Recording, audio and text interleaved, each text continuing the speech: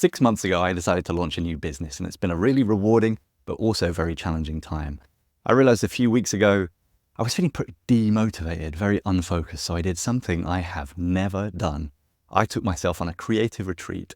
I went to a tiny Dutch island where there are no cars, and I did nothing but read, write, and run. My name's Adam. Welcome to the channel. I'm a strategic coach for nonprofits and journalists.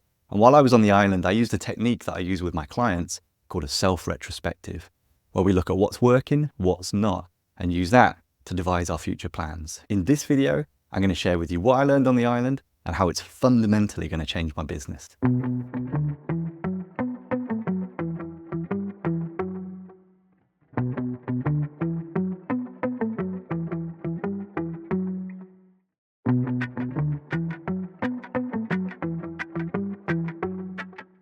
Now I'm back home, I thought I would tell you a little bit more about the technique first, and then we can dig into everything that I learned. I first started doing retrospectives when I was running technology at a news company. And it's just a very simple thing. Every 2 weeks, we would get together as a team and we would say what's working, what's not working, and what do we need to improve. And we would use that not just to make our product better, but our processes better. And I do the same all the time with clients now. Sometimes I do this in the format of what's called start, stop, continue, where we sit together and we work out what should we start doing, what should we stop doing, and what should we continue doing. And just that conversation in a team is an amazing way of flushing out any conflicts in the team, focusing on what's really positive and what we should continue doing. Not throwing the baby out with the bathwater, but also not being afraid to kill things that aren't working very well. I've also used this technique as a way of helping communication inside teams, a slight variation called the 15-5. That should take 15 minutes to write and 5 minutes to read. And it's an update to your manager, to one of your colleagues, that focuses on 3 things. Again, what worked well this week, what hasn't worked well this week, and what I need help on.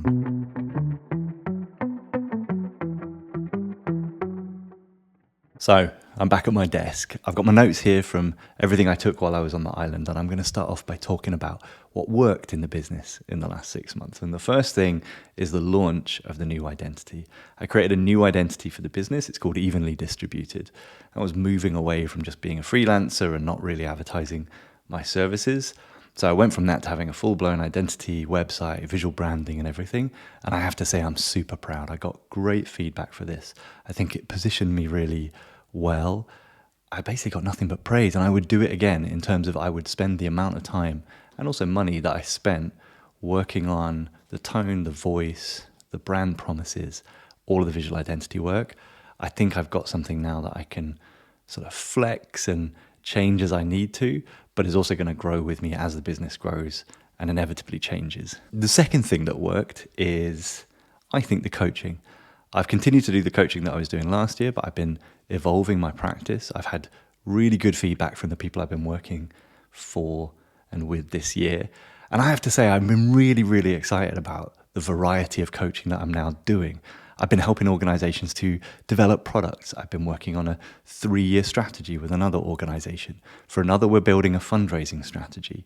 Another one, I was helping to hire a new executive director. I'm even helping someone to write a book. This is a lot of variety for me compared to what I used to do. And I think I'm really leaning into the more coaching side of what I do rather than just the consultancy. And to be honest, I think that's where the energy lies for me and the excitement. Number 3, another big thing for me is launching my first course. We've had 100 signups in the first month. I think this is great.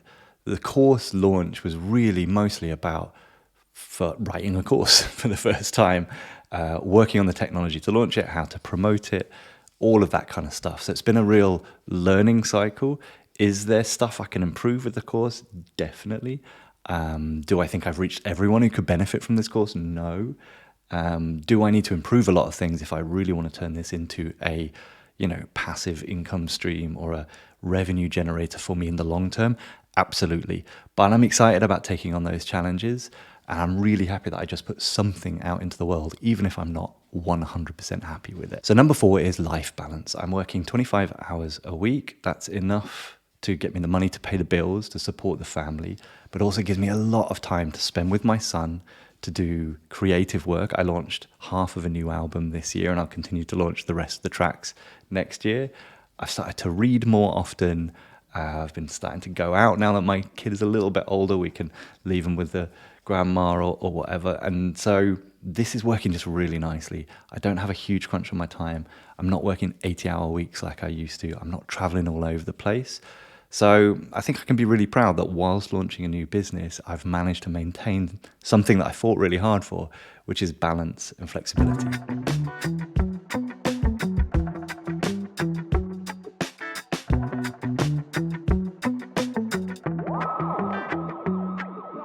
So let's get into something that is a little tougher, what hasn't worked. And there are 4 areas here, the first of which is coaching. I talked about what was working with the coaching, but what's not working is I still really need to improve as a coach. I am still too quick to offer solutions and start using my expertise and my time and my knowledge to solve problems for my clients rather than helping them work that out for themselves. And obviously in a coaching setup, that's not ideal. I'm just a very solutions-driven person and I want to help, but I need to let people struggle a bit and figure out their own answers a bit more, because ultimately that's what's going to benefit them and the organizations that they run. I've also been struggling to kind of account for my time slightly. Some of the goals I've been setting with clients have been too ambitious. We've had a time crunch. I'm spending too much time on it. They're feeling rushed. I've got to figure that out. And I think I need to figure out the product differentiation between the kind of coaching and consultancy sides of what I do. Anyway, something to figure out, something that's not working. Another thing I think that's not working, in fact, I know it's not working, is my database product. And I know it's not working because I haven't sold any. In short, this was a product of a database of funders, 100 funders or so, with intelligence about each one of them in the journalism space. So if you are fundraising as a journalist or as a development director in a non-profit news organization, you can go to this database, you can buy it, and you suddenly just get all the intel. Nobody's bought it.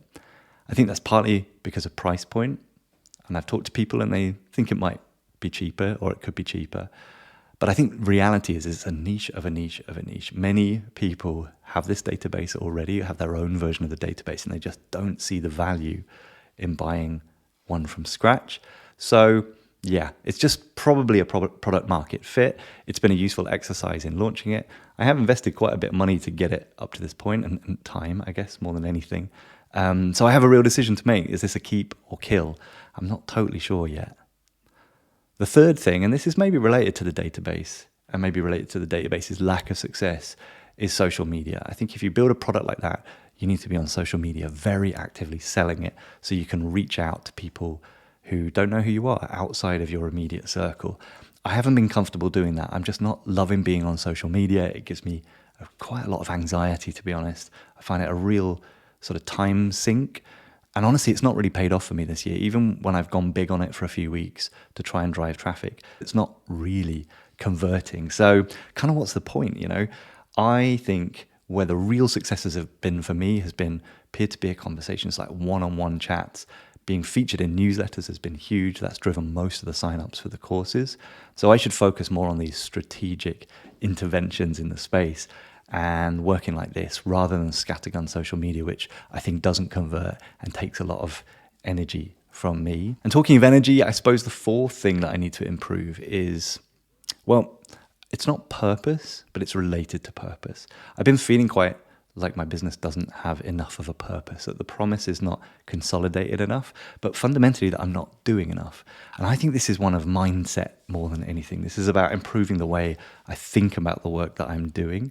I have a lot of friends who are social entrepreneurs. They are, I think, changing the world with their ideas. And I often look at them and then look at myself and think, well, what's my big idea? How am I changing the world? I think I have to change the way I think first.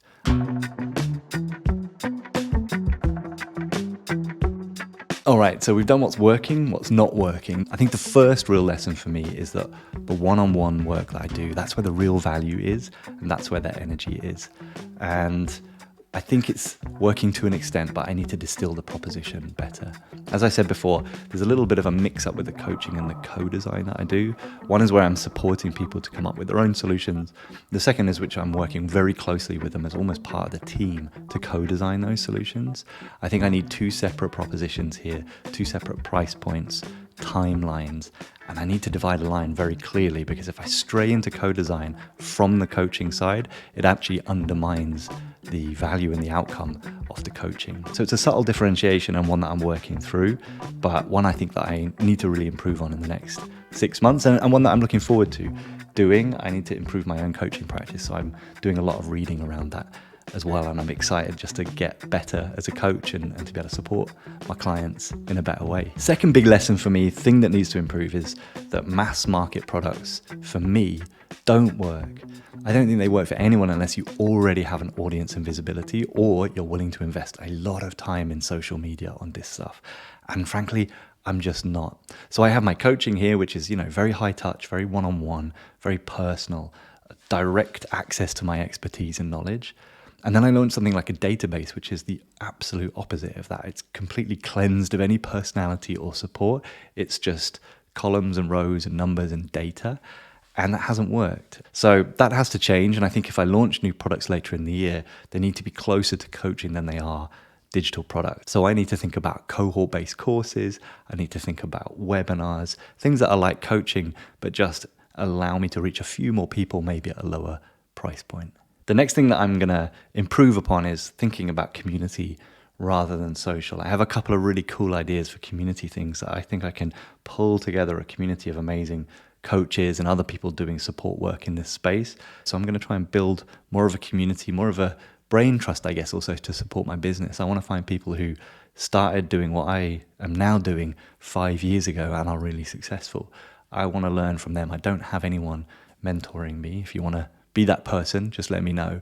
And finally, on that purpose side of things, I talked about needing a mindset shift. And I think that is basically right. You can't force a world-changing idea. You can't invent that overnight. I need to put the groundwork in.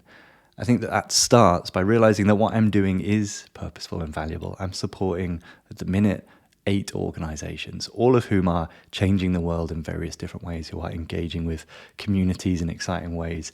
So that's really, really important and valuable work. And I'm not directly doing that work, but I'm supporting the people who are. So firstly, I just need to get more comfortable with maybe that's my purpose. I am the supportive person in the background while they go on and achieve the type of impact. And that's good enough, frankly. The second thing is I need to read more widely.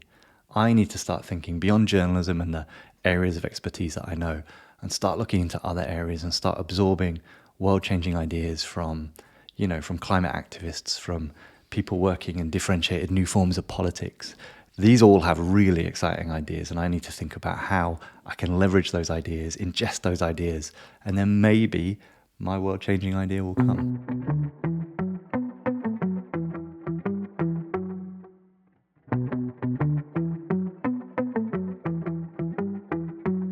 So that's it. That's what I learned.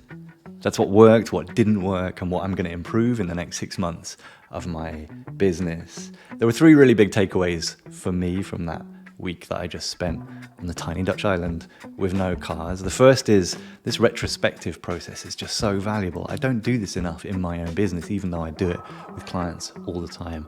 And I just urge you, whatever you're doing, whatever form of business you're doing, whatever role you're playing, do this retrospective on your own with your colleagues. It's super, super valuable.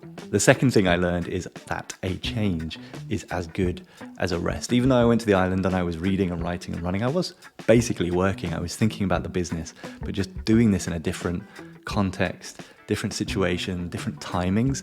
This just unlocked my brain and allowed me to think so much more clearly about what I want to do and what's coming next for me.